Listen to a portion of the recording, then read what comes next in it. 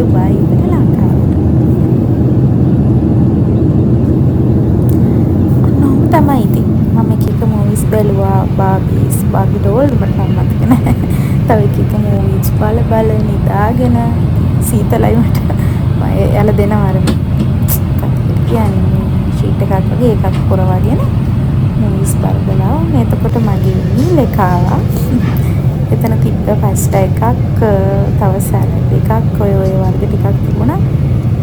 ඉතින් ඒ ටිකත් කාලා ඊට පස්සේ මම ටී එකකුත් හදාගත්තන තියෙන සැලඩ් එකක්. ඊට පස්සේ එතන යාළුවගේ තව බ්‍රෙඩ් එකක් බටර් එකක් තිබ්බා. ස්ටෙක් එකක් තිබ්බා. ඊට පස්සේ ටී එකක් හදාගත්තා. ටී එකක් හදාගෙන ඊට වින්ඩෝ එකකින් එළිය බලාගෙන ඉතින් බල ආවා.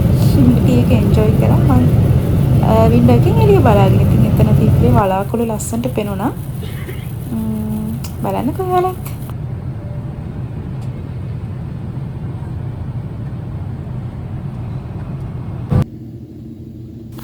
මේ බලන්නකො වලාකුළු වලින් යනකොට මේක නම් ඇත්තට මගේ ෆස්ට් ටයිම්.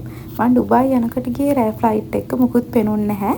එදත් මට වින්ඩෝ ෂීට් එකක් හම්බුණා. ඒ වුණාට මෙහෙම පෙනුන්නේ නැහැ. මාරම ලස්සනයි. ඉතින් මේක මගේ පළවෙනි අත්දැකීම නිසා මම ගොඩක් එන්ජොයි කරා. ගොඩක් අය දැකලා ඇති ඉතින්. ඒ වුණාට මේක මගේ පළවෙනි අත්දැකීම නිසා ඒක මට විශේෂයි. ඉතින් අපි දැන් ඊළඟට ලෑන්ඩ් කරන්න යන්නේ. අර පේන්නේ මට දැන් ලංකාව. ඉතින් ඔන්නෝම තමයි මම ආයෙ මම සතියක් විතර තමයි ඩුබායි හිටියේ. හදිසියෙන් මට එන්න වුණා.